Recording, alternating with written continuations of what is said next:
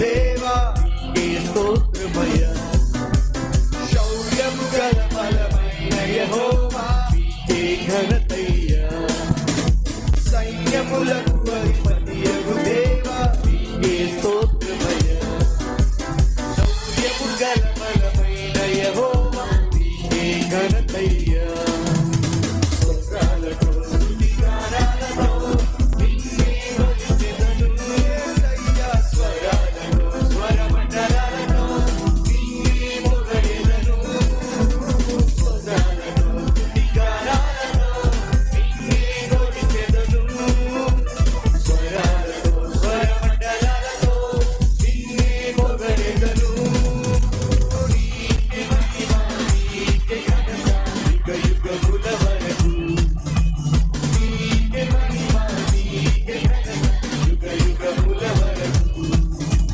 నీకే మహిమ నీకే ఘనత యుగ యుగముల వరకు.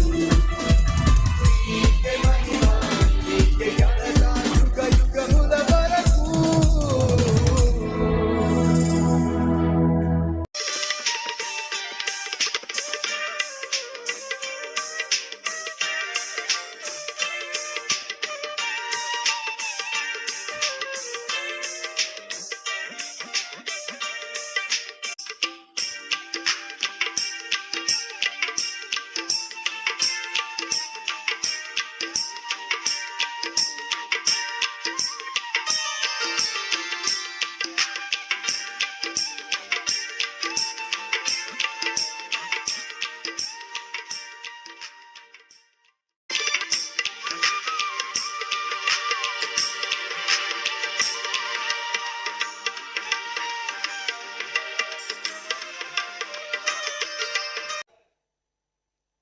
అమ్మ సహోదరి సహోదరులు, మీ ఇంటికి కోడలు రావాలి అని అంటే కష్టపడే కోడలను తెచ్చుకోండి, లేకపోతే మీకు కష్టాన్ని పెడుతుంది.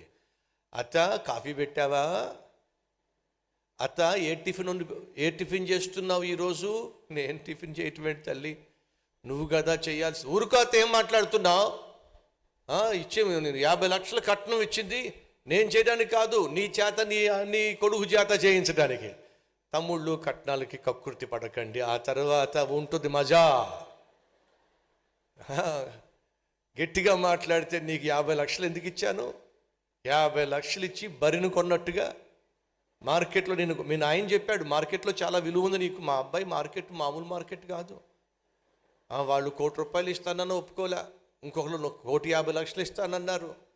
ఆఖరికి మీ నాయన వచ్చి 2 కోట్లు అన్నాడు కాబట్టి ఒప్పుకున్నాను అని చెప్పి బరీను బజార్లో పెట్టి అమ్ముతారే, ఆ విధంగా రేటు ఫిక్స్ చేశాడు మీ నాయన. నేను 2 కోట్లు ఇచ్చి మరీ కొనుక్కున్న కారణం ఏమిటంటే నీకు కాఫీలు పెట్టడానికి కాదు.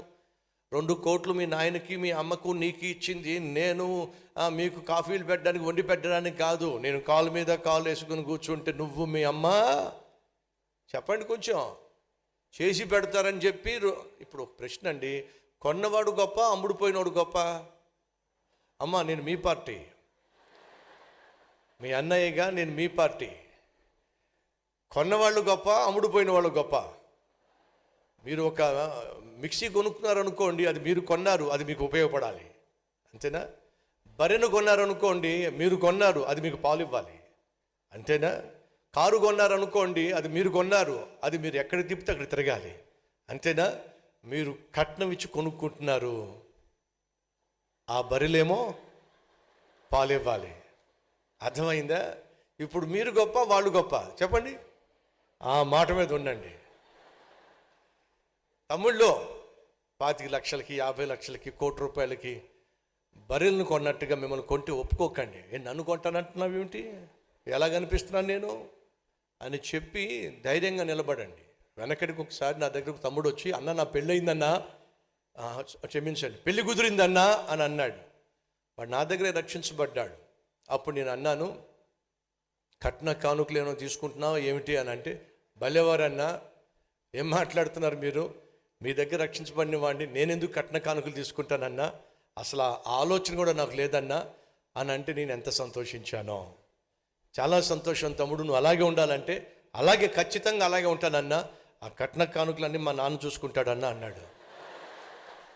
ఓరి దుర్మార్గుడు, అవన్నీ నాన్న చూసుకుంటాడంట. మళ్ళా చెప్తున్నా, కట్నాలు కానుకలు ఈ ముచ్చట్లలో పడి ఆ తర్వాత కొట్లాటలకు కారణం కాకండి. బహుమానాలు ఇచ్చి పుచ్చుకోవడం తప్పేం కాదు. తండ్రిగా నువ్వు ఆస్తి సంపాదించినప్పుడు నీ కూతురికి ఇవ్వాలనుకోవడం తప్పు కాదు, నీ కొడుకుకి ఇవ్వాలనుకోవడం తప్పు కాదు.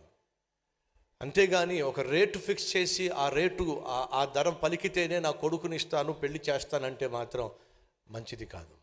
దయచేసి ఇది అర్థం చేసుకోండి. నాకు పెళ్ళయింది. కట్నం కానీ కానుక కానీ డిమాండ్ కానీ కమాండ్ కానీ చేయలే. హనీమూన్కి వెళ్తున్నప్పుడు పక్కన నా భార్య కూర్చుంటే అడిగా, ఇంతకీ ఏం చదువుకున్నావు నువ్వు అని చెప్పి. అప్పటిదాకా ఏం చదువుకుందో కూడా నాకు తెలియదు. క్యాస్ట్ కానీ క్యాష్ కానీ కలర్ కానీ వీటిని చూసి నేను చేసుకోవాలా. దేవుని చిత్తము అని ఎరిగి నేను చేసుకున్నాను. ప్రియ సహోదరి సహోదరులు,